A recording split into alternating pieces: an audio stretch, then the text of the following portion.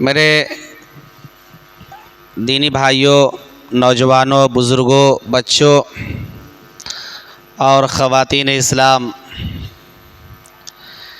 11ویں پارے کی تلاوت کی گئی، جس میں سورہ توبہ کا کچھ حصہ اور سورہ یونس مکمل پڑھا گیا۔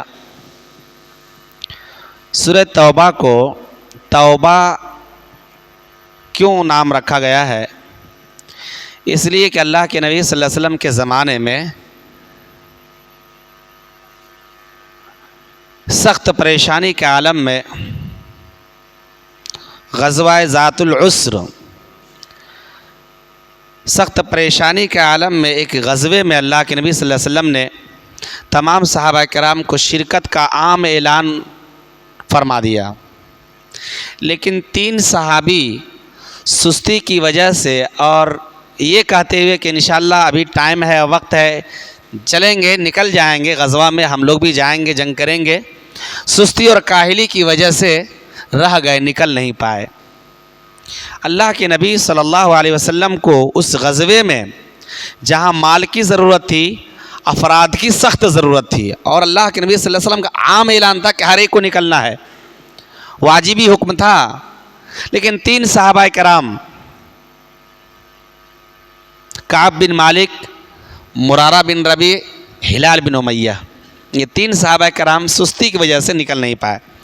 جب اللہ کے نبی، یہ لوگ تو سچے تھے، اللہ کے نبی صلی اللہ علیہ وسلم جب واپس آئے تو یہ تینوں صحابی جا کر عذر پیش کرنے لگے کہ اللہ کے نبی صلی اللہ علیہ وسلم تاخیر ہو گئی، اور ہم لوگ اس فکر اور سوچ میں رہے کہ نکلیں گے اور نہیں نکل سکے۔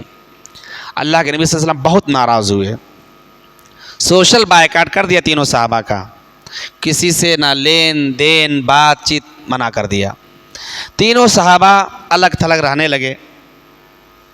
اچھا وقت یوں ہی صحابہ کرام سے الگ، گھر بار والے سے الگ، ایک صحابی کو اجازت دے گی، نہایت ضعیف اور کمزور تھے، کہ بیوی ساتھ رہے اور خدمت کرے، بقیہ کو بیوی بچوں سے بھی الگ کر دیا گیا۔ صحابہ کرام کہتے تھے کہ اللہ کے رسول ہم لوگ سچے ہیں، دل میں کسی طرح کی کوئی نفاق نہیں ہے۔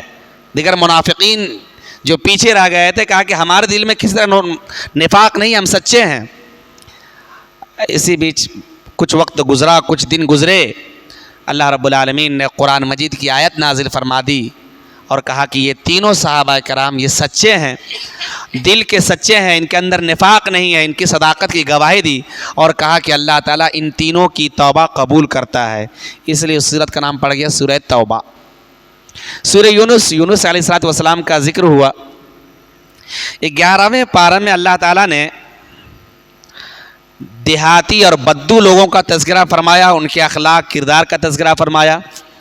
آگے چل کر کے اللہ تعالیٰ نے اس مسجد کی خوبی اور تعریف کی، اور اس مسجد والے کی تعریف کی جو مسجد توحید اور تقوی کی بنیاد پر تعمیر کی جائے، اور کہا کہ جو مسجد توحید اور تقوی کی بنیاد پر تعمیر کی گئی ہے کہ اللہ کے نبی صلی اللہ علیہ وسلم اس مسجد میں آپ نماز پڑھنے کے زیادہ حقدار ہیں کہ آپ زیادہ پڑھیں اس مسجد میں نماز، لیکن جس مسجد کی بنیاد تقوی پر نہیں، اختلاف کی بنیاد پر، اللہ تعالیٰ اور اس کے رسول کی دشمنی کے لیے، مسلمانوں کو نقصان پہنچانے کے لیے، اختلاف کو ہوا دینے کے لیے، شرک و بدعات کے فروغ دینے کے لیے، کہا کہ اللہ کے نبی صلی اللہ علیہ وسلم آپ اس مسجد میں مت جائیے، وہ مسجد توحید پر نہیں ہے، تقوی پر نہیں ہے۔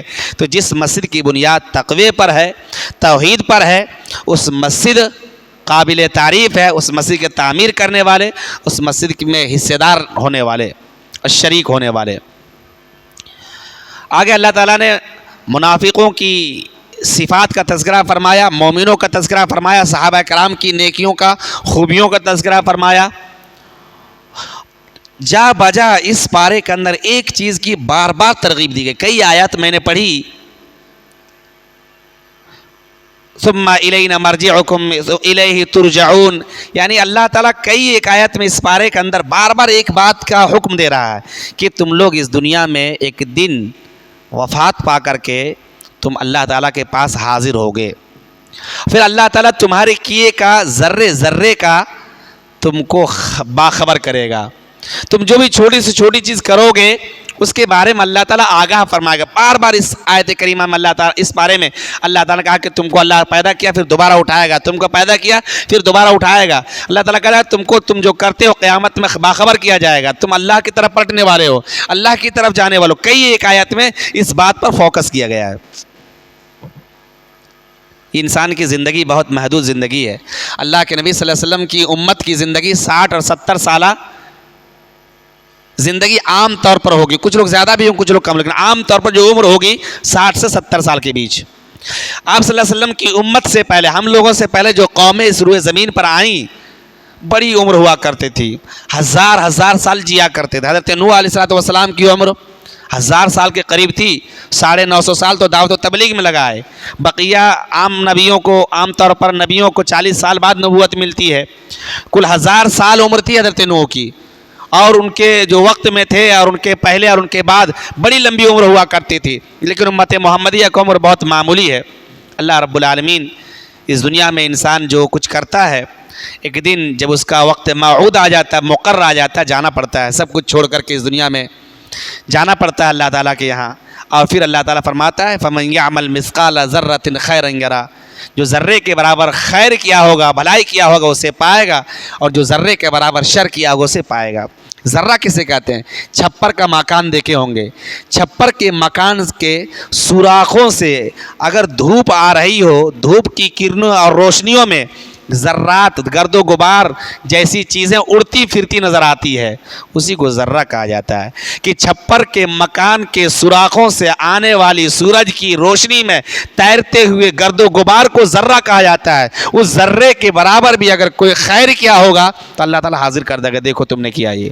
اس ذرے کے برابر اگر شر کیا ہوگا اللہ تعالیٰ حاضر کر دے گا, دیکھو تمہارے پاس سامنے موجود ہے, تم نے یہ برائی کیا ہے. تو اللہ تعالیٰ اس دن کی تیاری میں ہم لوگ لگے ہوئے, اللہ تعالیٰ ہماری تیاری کو قبول فرمائے. اس دن کی تیاری اور کامیابی حقیقی کامیابی ہے. اس دنیا میں عیش و آرام عشرت کے ساتھ رہ لیے, لیکن اللہ تعالیٰ کو خوش کرنے کی سرگرمی نہیں ہے. سمجھیے ہم بیوقوف آدمی ہیں. ایک انسان اس دنیا میں رہتا ہے, اس کے پاس سارا کچھ ہے, رہنے سہنے کے لیے گھر بار, مکان, بیوی, بال بچے, پڑوسی, پاس دوست احباب, گاڑیاں, بینک بیلنس, اچھا گھر, مکان, ذریعہ معاش, آمدنی کے ذرائع, سورسز, پیسے کمانے کے سورسز ہیں. خوب زندگی عیش و عشرت کے ساتھ گزر رہی, کوئی ٹینشن نہیں, اپنی مرضی سے سوتا ہے, جاگتا ہے, جو چاہتا ہے کھاتا ہے, پیتا ہے, جہاں چاہتا ہے جاتا ہے. لیکن اللہ تعالیٰ کو راضی کرنے کی کوشش نہیں ہے. سمجھیے کہ وہ بے وقوف انسان ہے, دنیا کا سب سے بڑا جاہل انسان ہے وہ, جو اپنی مرضی کی زندگی گزار رہا ہے اور دھیرے دھیرے موت سے قریب ہو رہا ہے. ایک دن جب اللہ تعالیٰ کا وقت مقرر آئے گا, موت جب اپنے شکنجے میں لے گی اور اللہ کے سامنے حاضر کر دیا جائے گا. انسان سے اللہ تعالیٰ پوچھے گا کتنے دن اس دنیا میں رہے ہو, تو اللہ تعالیٰ سے کہے گا, اللہ تعالیٰ لبسنا یومن او بعد یوم, ایک دن رہے ہیں دنیا میں, ایک دن رہے ہیں یا کچھ گھنٹہ رہے ہیں بس. عمر زیادہ نہیں ملی دنیا میں, موقع کہاں ملا ہے, عبادت کرنے کا موقع ہی نہیں ملا. ایک دن رہیں یا دن کے کچھ حصہ بس گزار کر کے آئے ہیں. اللہ تعالیٰ کتنی عمر, اتنی زندگی دیتا ہے کہ انسان اللہ تعالیٰ کو راضی کر سکتا ہے, خوش کر سکتا ہے, اللہ تعالیٰ کے راستے میں خرچ کر کے اللہ تعالیٰ کو راضی کر سکتا ہے. یہ مبارک مہینہ چل رہا ہے, اللہ تعالیٰ کو راضی کرنے کا مہینہ ہے. اللہ کے نبی صلی اللہ علیہ وسلم نے فرمایا جو رمضان کا مہینہ پائے اور اللہ تعالیٰ کو راضی نہ کر سکے وہ اللہ کی رحمت سے دور ہو جا. جبریل امین نے کہا تو اللہ کے نبی نے اس پر آمین کہا ہے. اس لیے اللہ تعالیٰ کو اس مہینے میں ہم خوب زور شور سے, شوق اور ذوق سے راضی کرنے کی کوشش کریں. اللہ تعالیٰ سے دعا کرتے اللہ تعالیٰ تو ہم سب سے راضی ہو جا. اللہ تعالیٰ ہم سب کے گناہوں کو معاف فرما. اللہ تعالیٰ ہمیں اعتراف ہے, ہم اپنی کمیوں کا خوب اعتراف کرتے ہیں. ہم جانتے ہیں ہمارے گناہ اتنے ہیں, لیکن تیرے فضل سے ہم نا امید بھی نہیں ہے. اللہ تعالیٰ اپنے خاص فضل و کرم سے ہم تمام لوگوں کے گناہوں کو تو دھل دے. سر سے پاؤں تک گناہوں میں ہم لت پت ہیں. مولا کریم تو اپنے خاص فضل و کرم سے تمام لوگوں کو معاف فرما. امت مسلمہ پر رحم فرما. مسلمان جہاں کہیں پریشان حال ہے ان کی پریشان حالی دور فرما. مسلمانوں کی سربلندی عطا فرما. اسلام کو عزت عطا فرما. مسلم ماں بہنوں کی عزت و ناموس کی حفاظت فرما. ہم لوگ امن و شانتی والے ہیں, امن و شانتی پھیلانے کی توفیق عطا فرما. دشمنوں کے دلوں میں اسلام کے تعلق سے جو غلط فہمیاں ہیں ان غلط فہمیوں کو دور فرما. مولا کریم ہماری یہ ٹوٹی پھوٹی دعا قبول فرما. آمین. وآخر دعوانا الحمدللہ رب العالمین. السلام علیکم ورحمۃ اللہ وبرکاتہ.